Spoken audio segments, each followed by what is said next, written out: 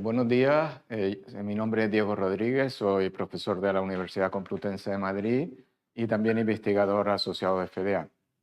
Y el objetivo de este pequeño vídeo es indicaros que hemos publicado recientemente un trabajo en FEDEA sobre la retribución a las redes de gas y de electricidad en España, donde hacemos un pequeño análisis sobre cómo se efectúa esa retribución, cómo se pagan las redes y también hacemos algunas propuestas para el futuro. ¿Por qué este asunto tiene ahora mismo bastante interés? Pues porque se está produciendo mucha discusión en general, en particular en los medios de comunicación, sobre en qué medida hay que modificar el modo en el que pagamos a las redes, ya digo, de electricidad y de gas en España de cara al futuro. ¿Y por qué se produce esta discusión? Pues básicamente por dos motivos. Porque el modo en que se efectúa ese pago se establece mediante unas metodologías que se van modificando al cabo de un cierto número de años. En concreto, en España se modifican cada 6 años y está próximo a vencer ese periodo. Es decir, próximamente tenemos que volver a revisar esas metodologías y ver si introducimos algunos cambios y cómo serían esos cambios. Y en segundo lugar, hay mucha discusión porque todos somos conscientes de que estamos en un proceso de transformación energética, es decir, el modo en el que producimos y consumimos energía, por ejemplo, introduciendo muchas más renovables en el mix de generación eléctrica. Y para introducir más generación eléctrica de tipo renovables tenemos que alcanzar a las plantas de generación renovable que están situadas en el territorio de una forma mucho más dispersa a lo que estaban tradicionalmente las plantas de generación térmica, que estaban concentradas en muy pocos sitios. En España existen, por entendernos, miles de instalaciones de generación fotovoltaica o de generación eólica y tenemos que tener una red que alcance a todas esas plantas. Y también tenemos que satisfacer nuevos usos, nuevas demandas energéticas, eléctricas en particular, para distintas actividades que pueden ser puntos de recarga, por ejemplo, estaciones de servicio donde necesitamos puntos de recarga más potentes para los automóviles eléctricos o, por ejemplo, nuevos centros de proceso de datos que son altos consumidores de energía.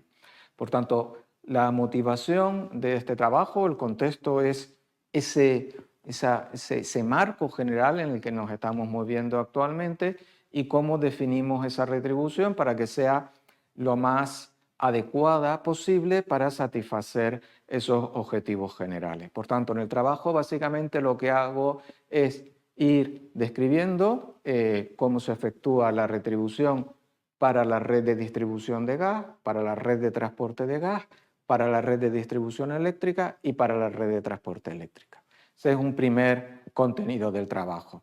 Básicamente bajo la premisa de que siempre pensemos que los propietarios de las redes van a recibir un dinero, van a recibir un pago que se corresponde con el coste de inversión en esas redes y con el coste de operación y mantenimiento de esas redes. Esa es la idea general, pero luego hay que descender y ver, bueno, cuál es ese coste de inversión, cuántos años te pago además una retribución que corresponde al capital que has invertido, cómo se determina esa retribución, con qué criterios, etc. Y eso, repito, es una primera parte del trabajo. Y en la segunda parte del trabajo, básicamente focalizo en cuáles son los grandes temas de discusión actualmente, que básicamente son tres.